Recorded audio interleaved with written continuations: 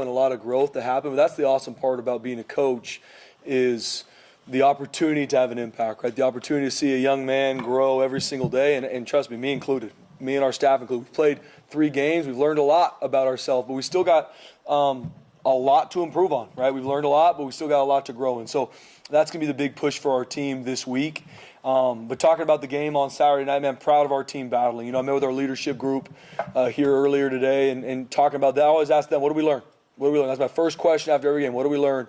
And we learned that we can respond to adversity, right? That's what I think we learned a lot about our team on Saturday. Doesn't mean we're perfect at it yet, right? We had a game 1 where we didn't. Game 3 where I feel like we did a much better job, right? Second play of the game, starting quarterback goes out. Then defense goes on the field, gets a touchdown, scored on them really quick. And we are at an opportunity as a team, like, what are we going to do?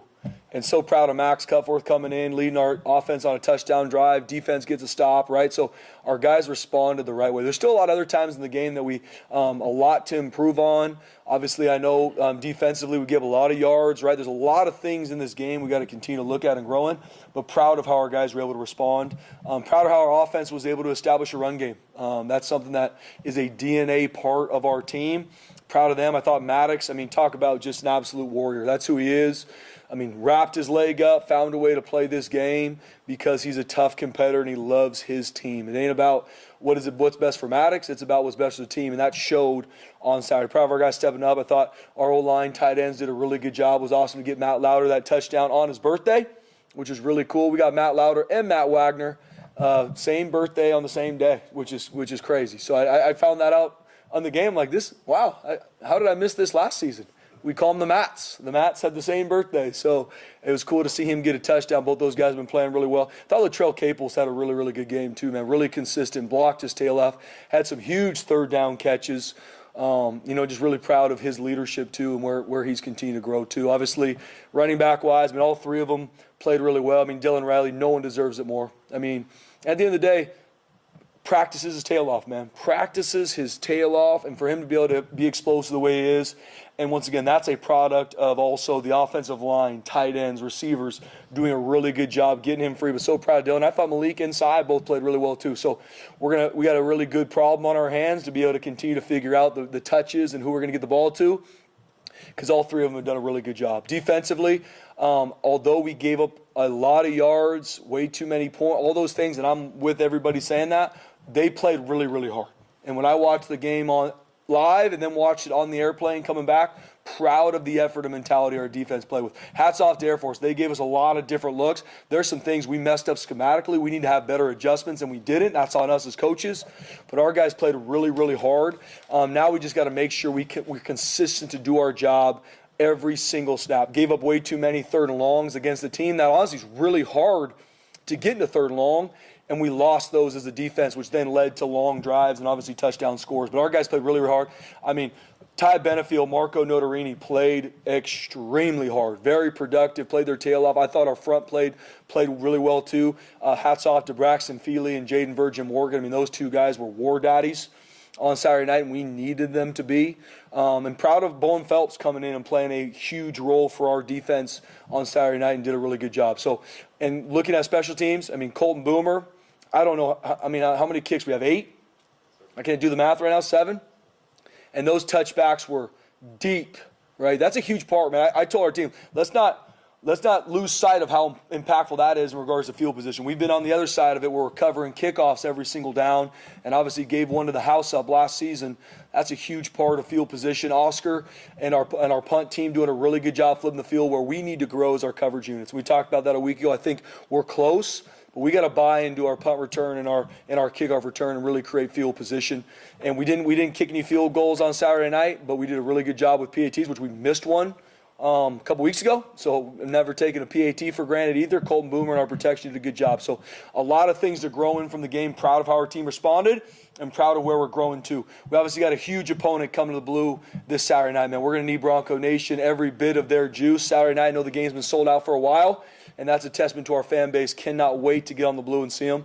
But before even talking about App State, man, my heart hurts for the passing of Coach Clark, man. He was a alum, longtime head coach there, and he passed away a few days ago. Man, my heart goes out to his wife, his family, his kids.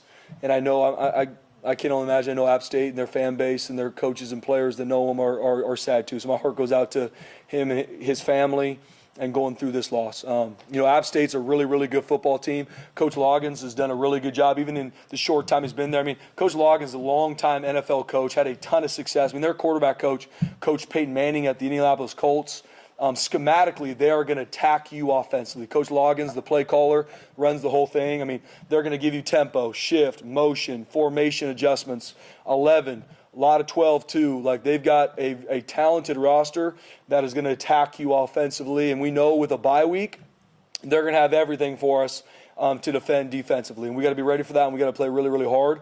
I think their quarterback can make all the throws. I mean, they've had a couple turnovers in these games. Outside of a couple turnovers, I mean, this team should be undefeated. I mean, very talented, and we know they're going to travel really well, and they know they're hungry to come in and beat the Broncos. So I think the world of what they do offensively. Defensively, play extremely hard too. Do a good job taking the ball away. I think their front seven creates a lot of chaos. Their D-line have a couple transfers in there, a couple guys that have been there that play really, really hard, create a lot of chaos. And their linebacking core, man, physical. They fit run schemes really, really well. And their secondary does a good job disguising and playing off each other, and they're going to be really, really sound. Special teams-wise, they got a returner that plays offense as well, number 15, that is explosive. I mean, one of the fastest dudes on the field, and they're going to pick their shots too. I mean, they're going to fake it. They're going to have a lot of stuff for us to defend and go against. So we got our hands full in all three phases. Like I said, Coach Loggins does a phenomenal job, especially with the bye week. I know they're going to have a lot of really good things to attack us with. And in all three phases, we got to be ready. We know they're a talented team. I believe in our team, too. It's going to be a great matchup Saturday night, and can't wait to get to work. You mentioned after the game you weren't sure of the full extent of Maddox's injury. Is there any update you can share on that? Yeah, he's banged up. I mean, he's for sure banged up. He's sore, but obviously we're planning on him playing this week. But he's banged up, and he's a warrior, and we're going to see where he's at. Is that a case of, is he going to need any extra kind of rehab or be careful? Oh, absolutely is. Yeah, he absolutely. I mean, he's been living the training room since the end of the game. He's a warrior, and he's going to be battling to make sure he can play this game. But he's beat up, but he's a soldier. What was that few minutes like for you guys to figure that out during the game? Because I mean, Maddox is a very important part to this team, and just kind of seeing the nature of what happened probably was a scary moment there for you guys. So what was that communication like, and when did you guys figure out, Max is actually going to push this thing and try to do this? Yeah. I mean, second play of the game, when your quarterback goes down, especially with a lower leg injury, and it didn't look good. I mean, even looking back at the Jumbotron, I mean, it didn't look good, right? And Maddox is a tough dude. When he's in pain, he's in pain. I mean, he's one of the toughest dudes on our team. And, I mean, it was a very interesting moment for our team, because even as the head coach, trying to make sure that I keep our guys focused, but they love Maddox too. I mean, Maddox is a guy, not only because he's the starting quarterback and he's a really good player, he's a phenomenal teammate. So when he's in pain, you better believe the whole rest of his teammates are in pain and hurting for him, let alone just how's that going to affect our team on the field. Heart goes out to him going through that, right? So, and then when you go 3 and out, and then on the flip side, defense gives up a quick touchdown, and it's like, all right, Max, you're up. And I remember looking at Max before we took the field and just unflinching. He's like, I got it. That's exactly words. I got it. When I'm called on, I got it. And we went out there and went on a great touchdown drive. I mean, he got smoked on a boot, popped right up, unflinched. I mean, I think that shows our fan base that we got a good backup quarterback. I think there's been a lot of question marks on if we do. I mean, we believe in Max. Obviously, I think Maddox is one of the best quarterbacks around. But I believe in our backup quarterback, and that's the reality of college football is everybody's got to be ready to carry the flag, from the quarterback to the backup D lineman to the backup receiver corner. And I was proud of Max doing that. But in that moment, those are those moments that you can talk about. You can say, hey, what if this happens? But you really don't know how your team's going to respond until they actually go through that fire.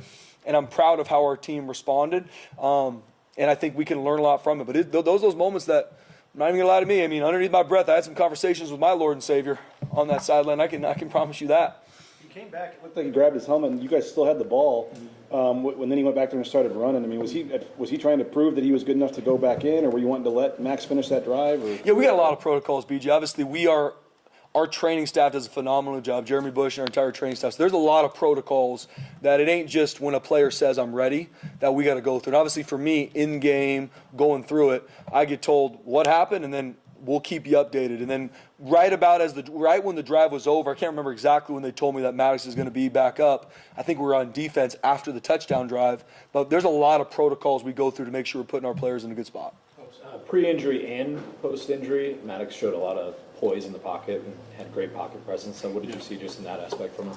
Yeah, he's a tough football player, man. I mean, you get hurt, go through that, and then take some time to get it wrapped up, get everything ready for your lower leg, and go back out there and still stay in the pocket and deliver big-time throws in a game that we were obviously in a huge battle with, which we knew was going to be the case. That's a testament to who he is as a competitor.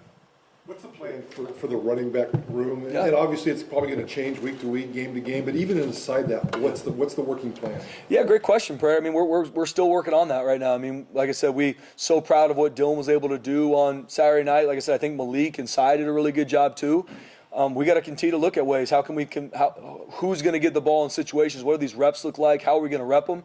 I don't have that answer right now. It's a good problem to have, but we're going to work on that through Tuesday, Wednesday practice to see. We put a premium on what we do in practice. I mean, even Sy, we think the world of Sour Gaines. He wasn't able to practice. Was banged up, was able to starting Thursday, right? But got less reps than Dylan and Malik, so he got less reps in the game. And we put a premium on what you do in practice. So we're still working through it. Obviously, it's something that we're going to continue to look on to make sure that we're clear with our running backs to know who's getting the ball. And then obviously we're going to play the hot hand too. Will Sire, is he limited this week? No, he's ready to roll. He was ready to roll in the game. It's just didn't practice a lot, right? And so that's one of those things is when you got Dylan and Malik that practiced a lot and did a really good job, they're going to get the majority of the load. Now, he's 100% ready to roll. How much better was the line? Because it looked to me like when they broke the line, it looked like there were more holes this week than the previous two. Yeah, I mean, guys, we have a veteran offensive line that we'll hang our hat on, no question, right? I mean, we got to be more consistent. The biggest thing offensively is we gotta eliminate the sins, right? And we talked about that self-inflicting negatives. There's a drive where we have a false start holding penalty in a row. You can't win if we don't get those things fixed, right? So we got to clean that. And that's not just the old line. We had a illegal formation on play. There's a lot of stuff discipline-wise we got to make sure we continue to fix. When guys play hard, that's going to happen sometimes, but we got to make sure we improve the self-inflicted negatives. But our offensive line, man, that's the heartbeat of our team. That's the heartbeat of our team. That's the mentality of our team. And I believe in our offensive line. I believe in how they're trained. I believe in what we're going to be able to do offensively because of them. And I think that was able to be shown in this game. Do you kind of, with how different Air Force's offense is, I mean, do you kind of, not to say excuse some of the pass defense issues, but I mean, is it just different than to look at it compared to the other games? And I mean, you're 86th in pass defense right now, and you faced, an FCS team and a triple option team. How do you look at where the pass defense is? Yeah, I think at the end of the day, we've talked about stats are for losers, and I always want to make sure that we look at the things that matter for our team to grow. There were things in the game that we have to fix fundamentally and technically. The reality of it is, though, different than when someone's just watching the game.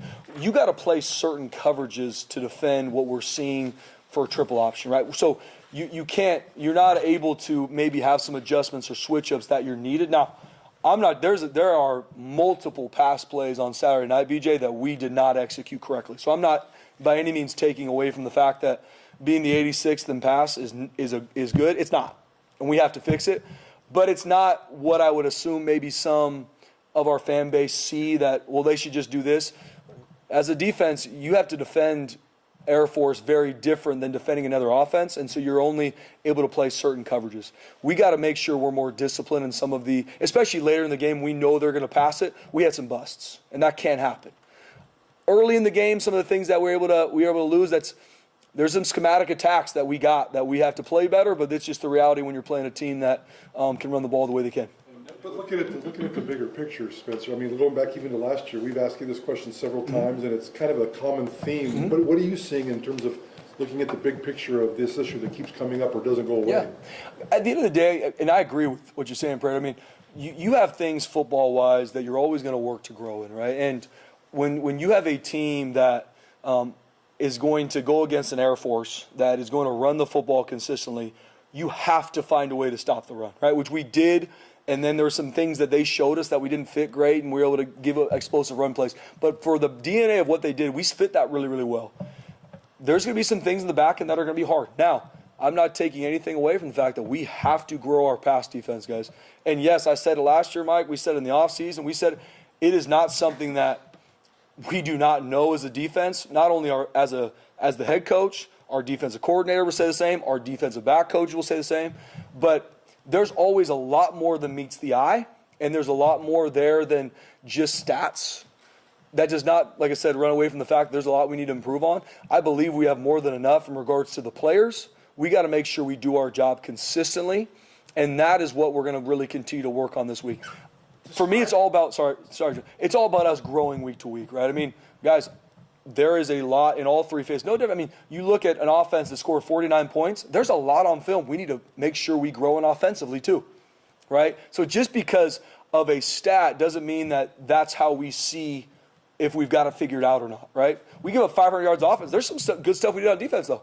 But there's still a lot that we need to fix. And I believe in our coaches. I believe in our players. We got to make sure that we can consistently do our job in the back end and in the front end to make sure we eliminate some of the explosive plays we got. And with the stats, though, I mean, App State comes in number 3 passing offense in America. What Come are you seeing on. there? No question. I mean, if I'm App State and I'm watching the Boise State Broncos, I'm thinking we're going to go feast, as they should, right? And then now it's our challenge as a defense, as an offense, as a special teams.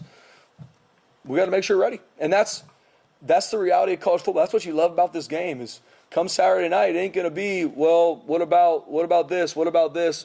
We have to go line up and play against one of the best passing offenses and, honestly, total yards, one of the best offenses in the nation. And that's going to be our challenge to our defense. Hey, this is where you're ranked. This is where they are. Put the ball down Saturday night. And that's what we got to work to get ready to play. 2 of their games, they've had at least 50 passing attempts, too. I mean, what are you seeing from their passing attack? Yeah, like I said, I mean, Coach Loggins does a, and I don't say this lightly, this isn't just coach speech before we play somebody. Done a lot of research just on him and what he's one of the best I've seen that can schematically attack you from a coverage standpoint, right? So he's going to see coverages we play, and he's, especially with a bye week, he's going to have his answers to attack what we do coverage-wise. And we got to be ready. We got to play with great fundamentals and techniques. We got to make sure we have our adjustments too, which we will, and we got to be on the attack. And same thing, they are an elite passing team. They also do a really good job with their run game and RPOs and find ways to put you in conflict in 11 and 12. But then it's not just our DBs covering on Saturday night. We got to do a really good job with our front and making sure we get Swan off bounds. They just give up 62 yards a game on the ground, so what is their defense? Yeah. I like their front seven. I was talking to our coaches earlier. I really like their front seven. I mean, their D-line is disruptive. They are getting off the rock. And I think their linebackers fit really well. I mean, they're very sound. They do a good job disguising looks and pass coverage, too. But their front seven is disruptive. And our O-line, tight ends, tailbacks, they got their work cut out for them. What do you see in Swan's mechanics? Yeah. I mean, he's got an NFL arm. I mean, he can make all the throws, either RPO. There's some design runs for him, which he can take off and gain first downs for 100%. But he can make all the throws. I mean, he's got a big-time arm, and he puts that on film. I mean, he's got a really good group of receivers, too, and a good group of tight ends to throw the ball to. But he's one of those guys that he can make the throw from the far hash wherever he's got to get it to. So we got to do a really good job with our coverage. Three games in, like your guys' approach to nickel has been different, like in all 3 games. Yeah. And Mickey plays 1 snap the first game, a ton of them second game, doesn't play third game. Bowen, I think he played every defensive snap last game. How does that work? And how does it show your guys' versatility, I guess, at that position? Yeah. Each week it's our job as coaches in all 3 phases to see how are we going to use our personnel the best, offensively, defensively, special teams. And each week we do that. Now, I know our defensive coaches right now are looking at to see, okay, how are we going to use our personnel this week to attack App State? And, I mean, Jaden Mickey is a guy that I got a lot of respect for. I mean, he goes from playing, to your point, a ton of snaps against Eastern Washington, started the game, earned it. Then he goes play in the Air Force where he doesn't play 1. But when he goes on special teams, he's still working his tail off. That shows that he cares about the team. And I know he's going to have a much bigger role this week. Latu only got 5 snaps. Was that just a game plan thing, or was he? Yeah, game plan thing. I know he got a little bit banged up in the game too, but we'll continue to see where he's at. I know after the game they said he's all good. We just, in that game, man, our front, especially our D-line, I mean, Brax played almost every snap of that game, which is hard to do, but there is a speed at which you got to play when you play Air Force that if you're not mirroring the way you need to, I mean, you're not going to be able to play. So, I mean, he got a little bit banged up in the game, but I know we had to continue to play the hot hand. And proud of our guys that did. It seemed like he was in almost every single play between his physicality, communication, leadership. Just how big is it to have a guy like that for this defense? Huge. I mean, Marco Notarini is a huge leader of our defense, not even just our defense, our entire team. I mean, I mean, if we can get our entire team playing as hard as Marco Notarini does every single snap, how much he preps, I mean, that's going to give us, I mean, we're going to be really, really hard to beat. I mean, he's a guy that loves his team. I mean, battles through. I mean, I tell people, please just watch the tight copy of what the front seven goes through when they're playing triple option, especially the D-line and that linebacker. It's an absolute bloodbath out there. And he never wavered. I think he played every single down. And that's Marco, man. Loves the team. I mean, him, like I said, Ty Benefield, relentless on Saturday night. Wasn't perfect, but, man, flying around, playing with doubt. We need to continue to build. And I think we did take a step in that defensively. Speaking of Ty, some of those hits, just how excited did that make the sidelines? Oh, fired up. But, I mean, you guys how does Ty Benefield practice? Elite. That's what I tell you. Like, Marco Notarini, how does Marco practice? Elite. Like, it's not Jaden Virgin Morgan. Watch him practice. Braxton Feely. And that's my testament to our team. There's going to be, just as you grow through a season, you guys that want a bigger role, practice like that. I talk to NFL scouts about Ty Benefield. I'm like, guys, just watch him practice. And every time after practice, they're like, Coach, that dude practices at a different level. Absolutely does. And then you watch Saturday night when I'm a safety, I'm playing Air Force, and those guys are in tough situations, flying around. Physical, making plays, got interception. Once again, wasn't perfect. It never is. But you solve everything with how hard you play and the mentality you play with. And that shows with Ty Benefield. You said to look at the reaction of everybody when Dylan scores. Yeah. Sorry to bring up the guy that wore 2 last year, but I do think one of his best superpowers is how much everybody on the team loved him. Yep. How do you earn that, and how much does it mean? Because it seems like Dylan has that. Yeah. I mean, it takes time. It takes a team that consistently watches you, Jay, and sees what you're about, right? And I think that obviously happened with Ashton, right, where guys saw, yeah, this guy's got a lot of hype, but he's also the one where no one's going to outwork him on Tuesday, Wednesday practice. So that built the trust, and not even just in practice. Talk about the offseason too, right? I think what Dylan's been able to do, he's only a true sophomore, right? What he was able to do as a true freshman, how he was able to work this offseason, and then go through the horrific time of losing his father and still come back in the summertime, train, run decks, never miss a day of fall camp. His team was like, oh, yeah, that's one of our dudes. We got his back. And so when he scored, he's a team guy. And I can say the same for Sour Gaines. I can say the same for Malik Sherrod. Like, our guys see what they do and how they're all in. And so when they score, you can't wait to celebrate with them because they know you love them, they love you. And that's what I talked to our team Friday night about, was the foundation of Boise State is the brotherhood. Every person I've ever talked to that's an alum of this football program says, what makes Boise State different is the brotherhood. Not the facilities, the blue field, the other, like, it's that. And that's what Dylan Riley shows, Sour Gaines, Malik Sherrod, some of the other guys we've been talking about, is they pour into this foundation, which is the team. What do you make of the new helmets for this week? Yeah, it took me a while painting them, BJ.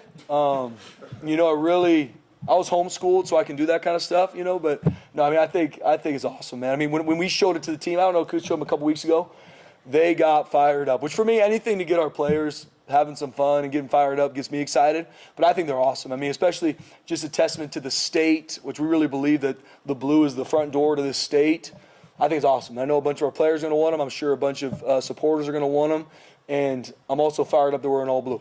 How familiar were you with Armando Villarreal's work before all this? Not at all. Yeah, not at all. But whatever he's done to date, he's done a phenomenal job with this helmet. And I get asked, like, I had nothing to do with this helmet. I want to make sure everybody's clear. They showed it to me, and I said, that looks cool. And then I moved on, right? I got a lot of great staff that do a lot of amazing things so we can focus on what we're doing. And that was a phenomenal idea. But I can take absolutely zero credit for any of it. The 208 logo, too, with the Bronco in the middle, Yes. You like that? Awesome. No, when they first showed it, even looking at the pictures, it was awesome. And then when I saw it in real time, when they were able to give us an actual replica of it, I mean, that's one of the – I'm going to go on a limb and say it's the best helmet in college football. And I don't know if a lot of people will debate that with me. They can. You can email Jeremiah Dickey at boise-state.edu, but it's big time. Did you guys switch to taking Mondays off? No, we Sundays. Oh. Yep. Today's a work day for us. Yep. It's Sundays for our players are off. Yep. Same as last season. I mean, is Dylan Riley, is he RB1 now? Maybe not to the effect that the guy was last year, but there was a clear order with the backfield last year. Yeah. Has Dylan Riley kind of separated himself like he's the focal point of this offense? Yeah, Jen, similar to what Prater said, we're still working through that. Guys, like I said, I cannot be more proud of what Dylan Riley was able to do on Saturday night, and that was earned and deserved. But we still think the absolute world of Sire Gaines and Malik Sherrod. So that's us as staff, JMO, Coach Potter, myself, looking at seeing how we're going to look at these touches and how we're going to get our 3 guys rolling, because he did a phenomenal job Saturday night, but I also really, truly believe in Sire Gaines, Malik Sherrod as well. Prater and then Jay, I think that's one. Penalties can be kind of weird. Obviously, 11 in the first half. Way too much. 1 in the second half. Do you talk about that at halftime?